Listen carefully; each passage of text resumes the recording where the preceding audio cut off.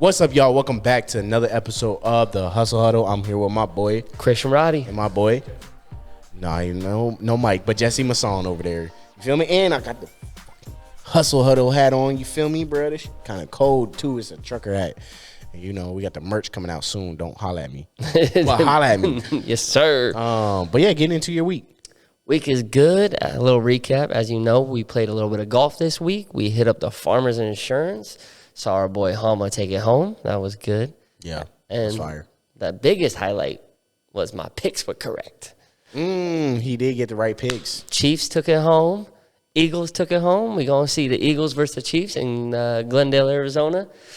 I'm not even going to ask you who you think is going to win because you obviously already know who know. Picking, so I'm not even going to ask. You know, Mr. Mahomie, you know what I'm saying? That's such one a leg, lame two nickname. legs, my homeboy. Mr. Mahomie. Yes, sir. Get him Hey. out of here.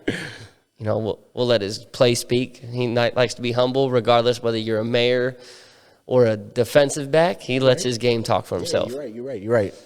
No, yeah. But how's your week been? Yeah, it was dope. Farmers, that was my first time at the Farmers, and it was actually pretty tight. Especially when the ball landed right in that bag of drinks. Wild.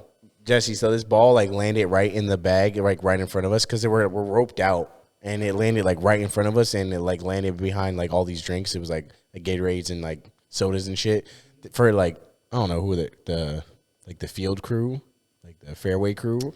Yeah, it was like the camera crew and then some of the field. Like, so they had like their green snacks crew. and shit right there, and the ball landed like right in their snacks. So they started passing them out, and I was like, "Yeah, let me get that Gatorade." And then so he gave me the Gatorade, and then some dude pulled up right next to us, and then we are like shooting the shit, and like he had the same beer I had, and he was like, "Yeah," he's like, "Hey, if this fool makes it within 5 feet, we chug these beers." I was like, "Yeah, fuck yeah, I'm down for that."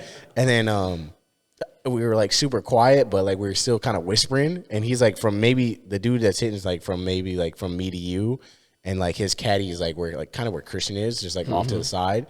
And I was like, I bet he chunks of shit. He's like, I bet he does too. Watch. And then the caddy like looked at us. He was like, all sideways. And I was like, bro, all right, bro, relax. Easy. And then he like hit it on the green, and it was like 10 feet out. And then he's like, the dude's like, that looked like 5 feet to me. I was like, yeah. So we started chugging our beers. It was pretty wavy. And then there was a bunch of people there. Yeah. Hella heads. Yeah, it was fun though. Good time. The course is so nice though. So fucking nice. Torrey Pines. Yeah, it's like one of the nicest courses I've seen. Like that shit looks so good. The most famous golfer out there. There was a lot, to be honest. Like a lot of people were. Keegan Bradley was doing really well. Hama is a big name. Yeah. Ricky Fowler is a hometown name. He's from Marietta, so you heard the chants, "Big Dick Rick." Hey, Big Dick Rick. They were chanting that, bro. So that was pretty cool. There was a lot of other big names, but like that the common person wouldn't maybe recognize. Like I think John Rahm was there. I think he was like in third or fourth at one point. Yeah, he was. Just a couple of pros didn't even make the cut. But those are probably the most popular ones that people would know. Like, yeah. Because there's another tournament going on at the same time in Dubai. Like, damn, I didn't know that. Yeah, like that's why Rory wasn't there. Rory was playing in Dubai. Damn, see, that's the tournament to be at. Fuck the Farmers. I'm trying to be in Dubai playing golf. That's where I'm trying to be at. Shit. But it was a good time though. And then we went golfing. Technically, I was in first, but whatever. It started raining and we had to leave, but it is what it is. Facts. Yeah. And then you lost the tiebreaker. Yeah, and lost the tiebreaker. Fucking stupid. Speaking of sports, though, we got a gang of things going on. What we got? Tom Brady retired. Tom Brady's gone. The GOAT's up out of there. I mean, he said that last year and came back. So, I mean, is he gone? I don't know. I feel like he's gone, but I don't know. It's Tom Brady. You never know with Tom Brady. He done said that like 3 years ago. I'm gonna have to wait till the season starts until I decide if he's out. Yeah, he's not. He just gets in that comfortable groove and he's like, I don't like this. I got to get out there. Ooh. since we were still talking about golf, I can't believe I forgot about this. Josh Allen is not playing in the Pro Bowl. In the Pro Bowl to go play in the Pro-Am. In the AT&T Pro-Am. Yeah, and bro, I think, that's crazy. dude. That's insane. He's That's like, wild. he's like, nah, I got to go golf, bro. someone was like, I'd be salty too if I just like lost my chance to go to the Super Bowl. I'm like, man, fuck, I ain't go to the Pro Bowl, bro. Yeah, because he's saying it's due to injury too, that he doesn't want to play, but he's gonna go play golf. That's like us not wanting to go to school because I'm sick. I'm sick. While we stay I'm on play sick. games and I'm some over here shit. playing video games all day. You feel me? Shit. But nah, that is blame pretty him. wild. I don't blame him. That's crazy. Shit, I would do the same thing. I would do the same thing. Fuck Yeah, the Pro golf. Bowl. I'm over here waste my time in the Pro Bowl. Don't nobody care about the Pro Bowl. He's like, I'm gonna play. When was the last time you watched a full Pro Bowl? Exactly, bro. It's flag football. It's flag football. I'd probably watch that. Yeah, it's a little bit more competitive, but I'd probably watch that. Yeah, they're not Because, worried like, about tackling each other. They weren't tackling each other really in the pro. Like, it's a little two-hand touch basically in the old, like, it's not old Pro Bowl where you got motherfuckers coming in cracking heads. Like, I want to see the best of the best. What's his name? Sean. Have fun. Sean Taylor. Yeah, Sean Taylor cracking old boy for Bro. trying to run out the pocket, bro. Come on now. yeah. It's not that type of Pro Bowl, bro. It shouldn't be that. I want it to be that though. I know. The Pro Bowl is meant to be like all the gangsters playing together. The best of the best. Playing like blitz football back in the day. Because you make it a big deal to make the Pro Bowl. Okay, so Yeah. you got the votes and all that, but it's like, You go out there and just half-ass it. have fun. I'm not watching They're that. jogging around. Yeah, I'm not watching that. I like the events, like the hands test. The events are cool. The events are cool, but the game, like, I was gonna say, when was the last time you watched a full Pro Bowl game? never. But Never, bro. No one watches a Pro Bowl. They got to make something crazy, like some type of incentive. But Yeah. they're also, a lot of them are also rich. Like, what is the incentive? So it's like when the NBA Pro Bowl, the winning team donates like millions of dollars to the other team's charity of choice. But I mean, even that's more entertaining. People are still dunking and shit. People are dunking, but also the threes are Yeah, the threes are crazy. wild. They're Dame is pulling up going from for the crazy. logo Yeah. from half court. And you got LeBron James doing windmill dunks at 38 years old, bro. Yeah. That man's a goat. Yeah, so and it'd be cool to see that be more entertaining. Yeah. Kind of maybe steal some things from the NBA. I don't know, Yeah, but I think they are lacking. But speaking of LeBron James, though, scoring, slam dunking. so I'm gonna say this live for y'all: LeBron James is the best player in the NBA. Period. Like, Let's go. Of all time. We did it. Once got him. Once he passes Kareem's all time scoring record, bro, like that's just like something that's just so crazy that I don't think anyone's ever gonna I don't think anyone is gonna pass that. Other than LeBron, I don't think anyone's gonna pass that other than LeBron. They were looking at projections of like players in the NBA now, and it's like they asked Luka, because Luka has had a great start to his career, and he's like, I'm not doing this for 20 years. yeah, I'm not in here. The only reason why LeBron is because both his sons are in there, and he wants to hoop with his sons. Yeah, Well, I mean, both his sons are. But coming even up. at the efficiency, the yeah, minutes, he's the crazy. dominance. He's averaging 35 points at 38 years old. Bro, what? Vince Carter wasn't even dunking. This fool still windmill dunking on people, bro. Bro, yeah, Ja Morant was chipping off at him for a little bit. He's bro. like, bet, runs it down the other way. And he slams it on his head, on top of it. There was another that little man. When they lost to the Celtics recently, there was the freeze frame of when they fouled him to go into overtime. Yeah. It was like, it looked like three people on that motherfucker. Yeah, there's another clip like that when they played the Warriors. Yeah. Like, you just can't stop this man. But it looked exactly like that. Like, still three people behind him. Jason Tatum hitting his arm, and it's like, You can't, though. That man is just too big and moves too fast and is too efficient and just plays the ball right and just has such a competitive drive that it just no one wants to, no one's out, beating him, off of competition. So being as dominant as he has, as long as he has, but also the efficiency. Yeah. Because it's not just his size and athleticism. It's how good he is. He's shooting the three ball really well. And there was a stat they were breaking down. So LeBron is going to break the all-time scoring record, and he's not known for being a dominant scorer. Yeah. That's like KD in them. Bro, but he's going to do it in less games, less minutes, less shots. That's crazy. And what, I guess your whole objective in NBA is to score points.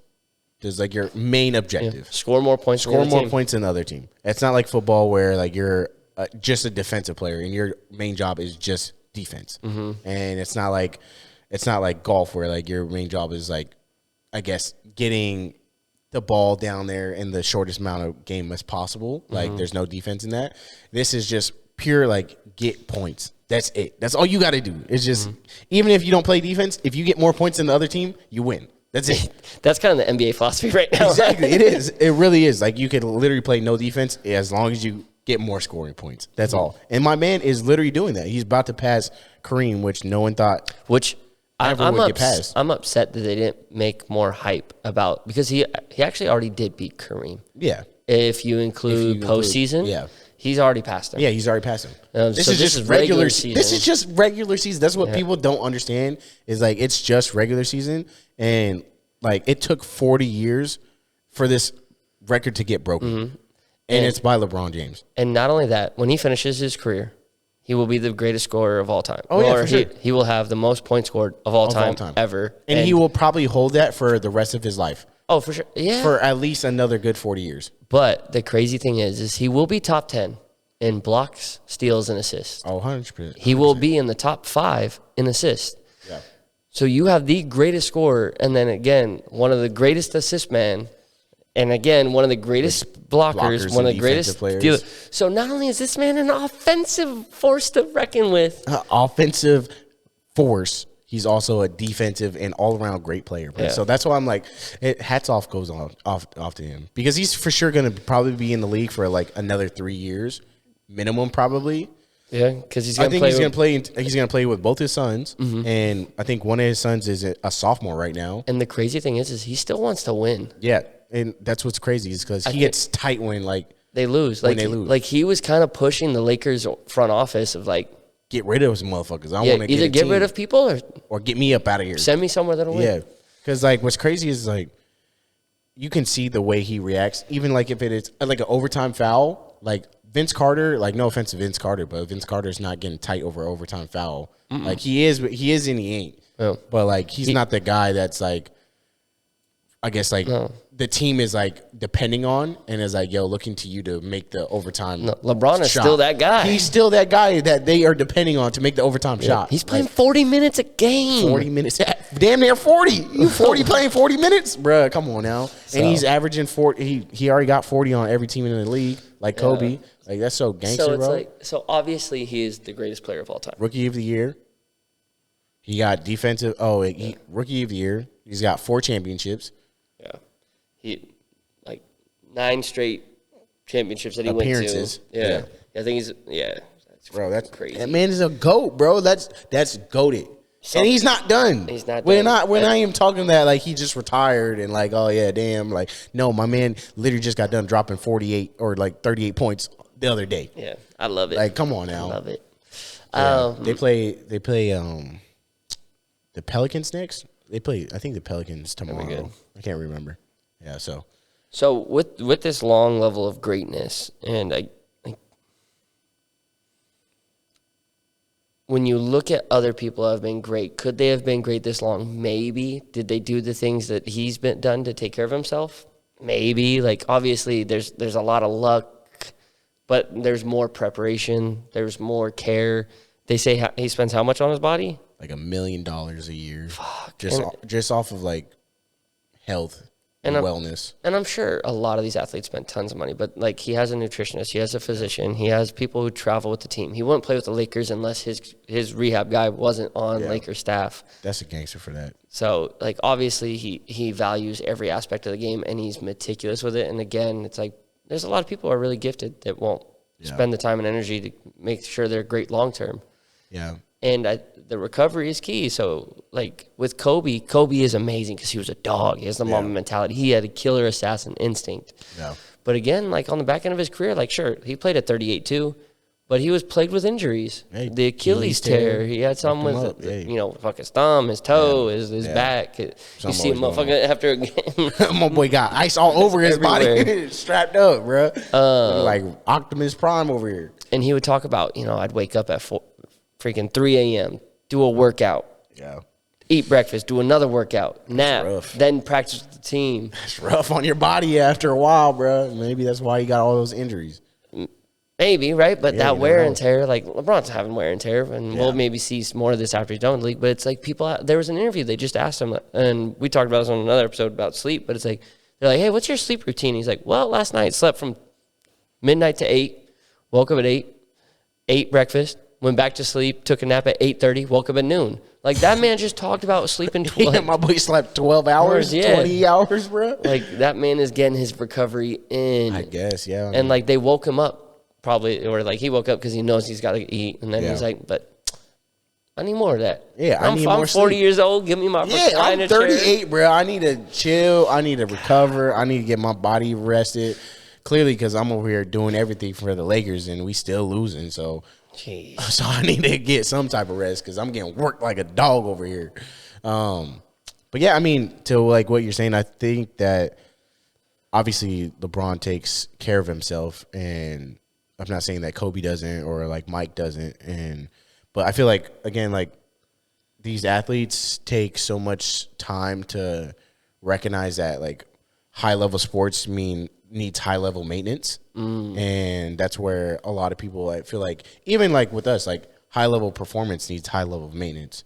So even for like the day-to-day lifter that's going to the gym like 5 times out of the week or 6 times out of the week, like they focus so much on performance and never focus on maintenance. Or you're like, so that's athletic world, even business world. Yeah. Like, bro, you need to eat the right food. You need to sleep the right sleep. You need to decompress and stuff like that, so that when you're grinding, you're running your engine like on E. It's like you're able to go and do it again the next day because you've taken that time to recover. You're feeding yourself the right fuel. You don't feel like you have fog brain like 2 hours into your day. 100%. And then that goes in, I guess, like how you're saying, it goes into every type of like thing that we do in life. So like if it is business or if it is performance in like sports, or even if it's like you like studying and going to school, like if you're constantly overperforming, and like say if I'm like studying every night and I'm going to school every morning, like, and I'm writing papers and I'm doing homework, like you need to have time for your maintenance, and like that's eating and getting sleep, and